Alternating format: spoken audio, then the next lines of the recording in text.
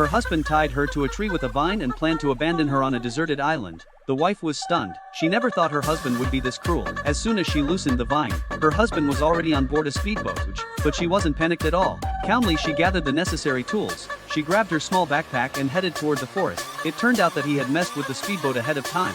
As the speedboat went farther and farther away, the rope connected to the water tightened more and more, until the speedboat suddenly broke apart, causing her husband to fall into the water. Fortunately, Steve could swim and didn't drown. On the other hand, Gina crafted a bow and arrow from some twigs and got ready to take a deadly shot at her husband. Before long, Steve hurried back to the woods, ready to explain himself to his wife. Before he had the chance to say anything, his wife shot an arrow at him, and Steve froze. He didn't move a muscle. He didn't realize that his wife was even more ruthless than he was, and she attempted to kill him just as he was about to ask why. Lana drew her bow once more, launching the arrow at breakneck speed. Steve barely dodged it and quickly scrambled behind a tree for cover. But his wife wasn't going to let him off that easy. She kept moving closer to him. While his wife was taking aim, Steve quietly picked up a coconut lying on the ground and tossed it to the side. Gina fires an arrow at the coconut, while Steve seizes the opportunity to make his escape. Gina is hot on the trail. Once again she draws her bow, steps on a rock, and takes a deadly shot. Just in time, his survival instincts kicked in, and he grabbed a nearby stick to deflect the arrow. By the time his wife caught up with him, he vanished into the woods.